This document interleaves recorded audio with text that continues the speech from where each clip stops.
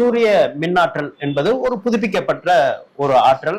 அதற்கு பொதுவாக எவ்வளவு நமக்கு தேவையோ அதே மின்சாரத்தை நாமே உற்பத்தி பண்ணக்கூடிய ஒரு தற்சார்பு முறையாக நம்ம பார்க்கின்றோம். அதே நிலையில இதுல முக்கியமாக கருத்துல கொள்வது என்னன்னா, பெரிய தொகையை அவங்க முதலீடு செய்கின்றாங்க.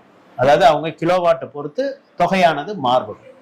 அப்ப இந்த காப்பீடு, இந்த சோலார் இன்சூரன்ஸ் அப்படிங்கிறது இருக்கா? அது குறித்து எடுத்து சொல்லுங்க. இல்ல, ஆக்சுவலா காப்பீடு இருக்கு, இல்ல பிரைவேட்டாவும் இருக்கு. நீங்க கவர்மெண்ட் இன்சூரன்ஸும் நம்ம வந்து காப்பீடு பண்ணிக்கலாம். அது இப்ப ப்ராஜெக்ட் அமௌண்ட்டை தவிர நீங்க வந்து அது பிரீமியம் அமௌண்ட் வந்து நம்ம செலுத்துற மாதிரி இருக்கும். இது எந்த இடத்துல உங்களுக்கு முக்கியமா தேவைப்படும்னா, இப்போ கம்பெனி ஸ்டாண்டர்டா இன்வெர்டருக்கு ஒரு வாரண்டி கொடுத்துருவாங்க, பேனலுக்கு ஒரு வாரண்டி கொடுத்துருவாங்க.